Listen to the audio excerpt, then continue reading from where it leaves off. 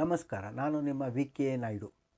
KPSC ಪರೀಕ್ಷೆಯಲ್ಲಿ ನಡೆದ ಕರ್ಮಕಾಂಡ ಹಾಗೂ ಪ್ರಶ್ನಾ ಪತ್ರಿಕೆಯಲ್ಲಿರುವಂಥ ಗೊಂದಲದ ಪ್ರಶ್ನೆಗಳು, ಈ ಎಲ್ಲ ಎಡವಟ್ಟುಗಳ ಬಗ್ಗೆ ನಮ್ಮ ಈ ಒಂದು ವಿಡಿಯೋದಲ್ಲಿ ವಿದ್ಯಾರ್ಥಿಗಳು ಮಾತಾಡಿದ್ದಾರೆ, ಪೋಷಕರು ಮಾತಾಡಿದ್ದಾರೆ, ಸಮಾಜ ಸೇವಕರು ಮಾತಾಡಿದ್ದಾರೆ.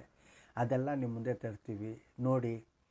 ಈ ಎಲ್ಲದಕ್ಕೂ ಒಂದೇ ಕಾರಣ, ನಮ್ಮ ಭ್ರಷ್ಟ ಅಧಿಕಾರಿಗಳು ಬೇಕಂತಾನೆ ಎಕ್ಸಾಮ್ನ ತುರಾತುರಿಯಲ್ಲಿ ನಡೆಸ್ತಾ ಇದ್ದಾರೆ. ಯಾಕಂದರೆ ಈ ವಿದ್ಯಾರ್ಥಿಗಳೆಲ್ಲ ಚೆನ್ನಾಗಿ ಎಕ್ಸಾಮ್ ಮಾಡಿ ಪಾಸ್ ಆದರೆ ಅವರಿಗೆ ಕೆಲಸಗಳು ಕೊಡಬೇಕಾಗತ್ತೆ. ಇವರೆಲ್ಲ ಫೈಲ್ ಆದರೆ ಬೇರೆಯವ್ರಿಗೆ ಆ ಕೆಲಸಗಳನ್ನ ಮಾರ್ಕೊಬೋದು. ಆ ಒಂದು ಕಾರಣಕ್ಕೆ ಇಂಥ ಕೆಲಸಗಳನ್ನ ಮಾಡ್ತಾ ಇದ್ದಾರೆ. ಬನ್ನಿ, ಇಂಥ ಒಂದು ಸಮಾಜ ಸೇವೆ ಹೋರಾಟಕ್ಕೆ ನಾವೆಲ್ಲ ಕೈ ಜೋಡಿಸೋಣ, ಇಂಥವ್ರ ವಿರುದ್ಧ ಮಾತಾಡೋಣ. ಅದಕ್ಕಾಗಿ ನಮ್ಮ ಈ ಒಂದು ವಿಡಿಯೋನ ವೈರಲ್ ಮಾಡಿ, ಶೇರ್ ಮಾಡಿ, ಲೈಕ್ ಮಾಡಿ, ನಿಮ್ಮ ಸ್ನೇಹಿತರ ಜೊತೆ ಇದರ ಬಗ್ಗೆ ಮಾತಾಡಿ. ಹಾಗೆ ಇನ್ನು ಮುಂದೆ ನಿಮ್ಮ ಮುಂದೆ ಯಾವುದೇ ಆಗಲಿ ಅನ್ಯಾಯ ನಡೆದರೆ ಭಯ ಬೀಳದೆ ಪ್ರಶ್ನೆ ಮಾಡಿ, ಧೈರ್ಯವಾಗಿ ಪ್ರಶ್ನೆ ಮಾಡಿ ಅಂತ ನಾವು ನಿಮ್ಮನ್ನು ಕೇಳ್ಕೊತಾ ಇದ್ವಿ. ಬನ್ನಿ, ಈ ಒಂದು ವಿಡಿಯೋನ ಕಡೆ ತನಕ ನೋಡಿ.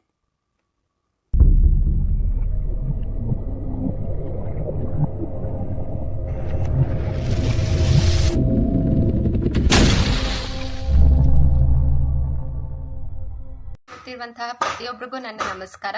ನಾನು ಒಬ್ಳು KS ಆಸ್ಪಿರೆಂಟ್. ನಾನು ಹಾಗೆ ಅನೇಕ ಮಹಿಳಾ KS ಆಸ್ಪಿರೆಂಟ್ಗಳು ತಮ್ಮ ಭವಿಷ್ಯಕ್ಕಾಗಿ ಹಗಲು ರಾತ್ರಿ ಶ್ರಮ ಬಿದ್ದು KS ಎಕ್ಸಾಮ್ಗೆ ಪ್ರಿಪ್ರೇಷನ್ ನಡೆಸ್ತಾ ಇದ್ದೀವಿ. KPSC ಅವ್ರಿಗೆ ನಾನು ಕೈ ಮುಗ್ದು ಮನವಿ ಮಾಡ್ಕೋತೀನಿ, ದಯವಿಟ್ಟು ನಮ್ಮ ಭವಿಷ್ಯದಲ್ಲಿ ಚೆಲ್ಲಾಟ ಆಡಬೇಡಿ ಅಂತ.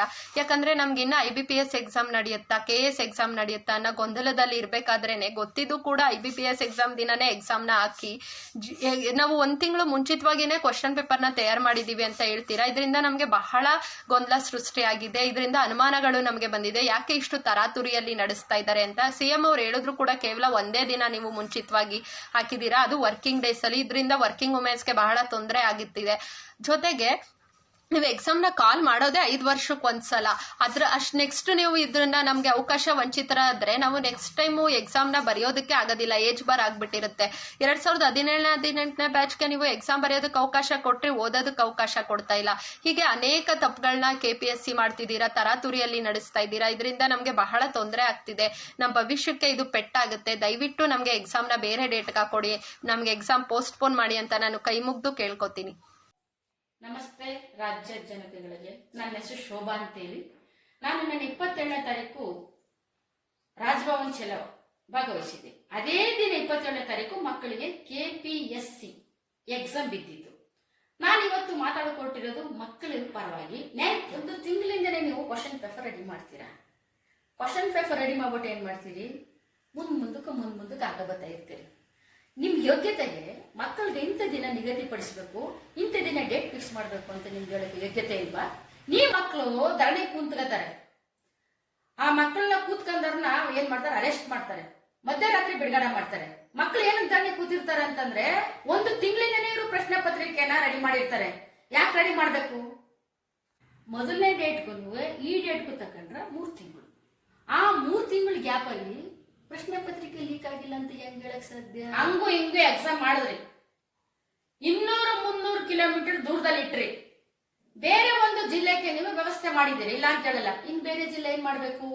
ಒಂದ್ ಕಣ್ಣಿಗೆ ಬೆಣ್ಣ, ಒಂದ್ ಕಣ್ಣಿಗೆ ಸುಮ್ನೆ ಮಕ್ಕಳಿಗೆ ಈ ತರ ಮಾಡೋದು ಇದು ಸರಿನಾ? ನಮ್ಮ ದೇಶದಲ್ಲಿ ಮಕ್ಕಳು ತುಂಬಾ ಕಡು ಬಡವರು. 200-300 ಕೊಟ್ಟು ಬರೋದೇ ಕಷ್ಟ. ಅಂತೇಳಿ ಅವರು ಹಿಂದಿನ ದಿನನೇ ಬಂದು ಉಳ್ಕೋಬೇಕು, ಒಂದು 5,000 ರೂಪಾಯಿ ಖರ್ಚಾಗುತ್ತೆ. ನೀವು ಕೊಡ್ತೀರಾ? ಮತ್ತೆ ಮಕ್ಕಳು ಯಾವ್ದೋ ಒಂದು ಕೆಲಸ ಇರ್ತದೆ, ಪ್ರೈವೇಟ್ ಅಲ್ಲಿ ಇರ್ಬೋದು, ಸರ್ಕಾರಿ ನೌಕರಾಗಿರ್ಬೋದು. ಅವ್ರು ರಜಾ ಕೊಡ್ತಾರೇನ್ರಿ? ರಜಾ ಕೊಡಲ್ಲ.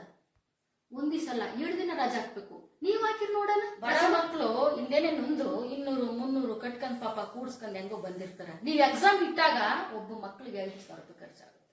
ನೀವು ಕೊಡ್ತೀರಾ? 1. 2ನೇದು, ಮಕ್ಕಳು ರಜಾ ಹಾಕಕ್ಕಾಗಲ್ಲ. ಆ ಒಬ್ಬ ಗೌರ್ಮೆಂಟ್ ಕೆಲಸ ಆಗಿರ್ಬೋದು, ಅವ್ರು ಪ್ರೈವೇಟ್ ಕೆಲಸ ಆಗಿರ್ಬೋದು, ರಜಾ ಕೊಡಲ್ಲ ಅವರು. ಆ ಸ್ಥಿತಿಲಿ ಟ್ರೈನ್ ಕ್ಯಾಚ್ ಮಾಡಕ್ಕಾಗಲ್ಲ, ಅವರು ಬಸ್ ಕ್ಯಾಚ್ ಮಾಡಕ್ಕಾಗಲ್ಲ. ಹೆಂಗ್ ಒದ್ದಾಡ್ಕ ಬರ್ಬೇಕು ಮಕ್ಕಳು? ಹೇಳಪ್ಪ ನೀವೇ. ಅದರಲ್ಲಿ ಮಕ್ಕಳು ಎಕ್ಸಾಮ್ ಕೂತ್ಕೋತಾರೆ, ಆ ಪೇಪರ್ನ ಕೊಡ್ತಾರೆ ಮಕ್ಕಳಿಗೆ 72 ಪೇಜು. 72 ಪೇಜ್ ಅಲ್ಲಿ ಕೊಟ್ಟಿರೋದು ಮಕ್ಕಳಿಗೆ 2 ಅವರ್ ಟೈಮು. 2 ಅವರ್ ಟೈಮ್ ಅಲ್ಲಿ 1 ಅವರ್ ಒಂದು 72 ಪೇಜ್ ಓದಕ್ಕೆ ತೀರೋಯ್ತು. 1 ಅವರ್. ಇನ್ನೊಂದು ಅವರ್ ಅಲ್ಲಿ ಬರೀಬೇಕು ಅಂತ ಅಗಲಿತಾರೆ ಸ್ಕ್ಯಾಮ್. ನೋಡಿ ಸ್ವಾಮಿ, ಒಂದು ರಾಜ್ಯಸಭೆ, ಒಂದು ರಾಜ್ಯಸಭೆ. ಇನ್ನೊಂದು 2007, 2022 ಮಕ್ಕಳ ಕೈಗೆ ಕ್ವಶನ್ ಪೇಪರ್ ಸೇರುತ್ತೆ. ಅಂದ್ರೆ ಹೆಂಗ್ ಸೇರುತ್ತೆ? ಸೀಲ್ ಓಪನ್ ಆಗಿರುತ್ತೆ. ಅಂದ್ರೆ ನೀವು ಮಾರ್ಕೊಂಡಿದ್ರಿಯಾ? ನೀವು ಮಾರ್ಕೊಂಡಿದ್ರಿ ನೋಡಿ, ಮಕ್ಕಳು ಕಂಪ್ಲೇಂಟ್ ಕೊಟ್ಟಿರೋದು. ಇಷ್ಟು ವರ್ಷ ಕೊಟ್ಟಿರ್ತಕ್ಕಂಥ ಪ್ರಶ್ನೆ ಪತ್ರಿಕೆ ಮತ್ತೆ ಈ ವರ್ಷ ಕೊಟ್ಟಿರ್ತಕ್ಕಂಥ ಪ್ರಶ್ನೆ ಪತ್ರಿಕೆಗೂ ಭಾರಿ ಡಿಫಿಕಲ್ಟ್ ಇದೆ, ಭಾರಿ ಕಷ್ಟಕರಕವಾಗಿದೆ. ಯಾಕಂದ್ರೆ ನಮ್ಮ ಮಕ್ಕಳು ಚೆನ್ನಾಗಿ ಓದ್ತಾರೆ. ನೀವೆಷ್ಟೇ ಡಿಫಿಕಲ್ಟ್ ಕೊಟ್ರು ಮಕ್ಕಳು ಓದ್ತಾರೆ. ಇಲ್ಲಿ ನೀವು 30 ಮಾರ್ಕ್ಸ್ ಪಾಸ್ ಆಗಬಾರ್ದು ಅನ್ನೋ ರೀತಿ ಕೊಟ್ಬಿಟ್ಟಿದ್ದೀರಾ. ಯಾಕಳಿ ನೀವು ಲೀಕ್ ಮಾಡಿದಿರಲ್ಲ ನೋಡಿ, ಮಕ್ಕಳು 50 ಮಾರ್ಕ್ಸ್ಗೆ ಪಾಸ್ ಆಗ್ತಾರೆ ಅವರು. ನಾಳೆ ದಿವಸ ಜನ ಏನಾದ್ರು ಕೇಳಿದ್ರ, ಅಯ್ಯೋ ಲೀಕ್ ಆಗಿಲ್ಲಕ್ಕಪ್ಪ, ಏನು ಸೂರಕ್ಕೆ ಆಗಿಲ್ಲ ಕಣಪ್ಪ, ಮೀಡಿಯಂ ಹತ್ರನೇ ಹೋಯ್ತೀವಿ ಅಂತ ನೀವ್ ಹೇಳ್ತೀರಾ. ಮಕ್ಕಳ ಬಾಯಿಗ, ಬಡವ್ರ ಮಕ್ಕಳ ಬಾಯಿಗ ವಿಷ ಹಾಕ್ತಾ ಇದ್ದೀರಾ. ನಿಮ್ ಹೇಗೆ ಬೆಂಕಿ ಹಾಕ ಮಕ್ಕಳು ರೊಚ್ಚಿ ಗೆದ್ದು ಬಿಟ್ರ ನಿಮ್ಮ ಬುಡನೆಲ್ಲ ಸಮ ಮಾಡ್ಬಿಡ್ತಾರ. ಮಕ್ಕಳು ನೋಡಿ, ಹೊಟ್ಟೆ ಮೇಲಾಗ್ಲಿ, ಅವ್ರ ವಿದ್ಯಾಭ್ಯಾಸದ ಮೇಲಾಗ್ಲಿ, ಅವ್ರ ಮಕ್ಕಳ ಮೇಲೆ ನೀವ್ ಯಾವತ್ತು ಈ ತರ ಮಾಡಬಾರ್ದು. ಮಕ್ಕಳು ದೇವ್ರ ಸಮಾನ, ಎಲ್ಲಾನು ಒಂದೇ ಸಮಾನ ನೋಡ್ಬೇಕು. ನೀವ್ ಯಾರೇ ಆಗಿರ್ಲಿ, ಯಾವ ಆಫೀಸರೇ ಆಗಿರ್ಲಿ, ನಾವು ನಿಂತ್ಕೊಂಡ್ರ ಮಕ್ಕಳ ಪರ ನಿಮ್ನ ಬುಡನ ನಿರ್ಮಾಣ ಮಾಡಗಂಟು ಬುಡನ ಹೊಟ್ಟೆ ಮೇಲ ತಣ್ಣೀರ್ ಹಾಕ್ತಾ ಇದ್ದಾರೆ. ಲೀಕ್ ಆಗಿದೆ ಪ್ರಶ್ನೆ ಪತ್ರಿಕೆಗಳು, ಸಾವುಕಾರ ಮಕ್ಕಳು ಬದುಕತಾ ಇದ್ದಾರೆ. ಹಾಗಾಗಿ ದಯಮಾಡಿ ಸರ್ಕಾರಕ್ಕೊಂದು ಮನವಿ ಮಾಡ್ತೀನಿ, ಪುನಃ ರೀ ಎಕ್ಸಾಮ್ ಬರೀಸ್ರಿ. ಮಕ್ಕಳಿಗ ಒಂದ್ ಹೇಳ್ತೀನಿ, ಮಕ್ಕಳಿಗ ಪುನಃ ರೀ ಎಕ್ಸಾಮ್ ಬರೀಸ್ಬೇಕು. ಭಾನುವಾರ ಬಿಡಬೇಕು, ಬಹಳ ಹತ್ತಿರದ ಜಿಲ್ಲೆದಲ್ಲಿ ಬಿಡಬೇಕು ಅಂತ ನಾನು ಈ ಪ್ರಕಾರ ಮುಖವಾಡ ಮೀಡಿಯಾ ಮೂಲಕ ನಾನು ಸರ್ಕಾರವನ್ನು ಮನವಿ ಮಾಡಿಕೊಳ್ಳುತ್ತೇನೆ. ಏನು ಈಗ 5 ಲಕ್ಷದ ಜನ ಮಕ್ಕಳು ಎಕ್ಸಾಮ್ ಬರ್ದಿರ್ತಾರೆ, ಆ ಮಕ್ಕಳಿಗೆ ಏನಾದ್ರು ಸಾವು ನೋವಾದಲ್ಲಿ ಅವರೇ ಹೊಣೆಯಾಗಿರ್ತಾರೆ. ಹಾಗಾಗಿ ರೀ ಓಪನ್ ಮಾಡಿ ಮತ್ತೆ ರೀ ಎಕ್ಸಾಮ್ ಮಾಡಿ ಮಕ್ಕಳು ಕೂತ್ಕೊಳ್ಳೋ ಸ್ಥಳದಲ್ಲಿ ಒಂದು ಒಳ್ಳೆ CC ಕ್ಯಾಮೆರಾ ಫಿಕ್ಸ್ ಮಾಡಿ ಆ ಮಕ್ಕಳನ್ನ ಒಳ್ಳೆ ರೀತಿಯಲ್ಲಿ ಎಕ್ಸಾಮ್ ಮಾಡಿಸ್ಬೇಕು ಅಂತ ಕೇಳ್ಕೊಳ್ತಾ ಇದ್ದೇನೆ.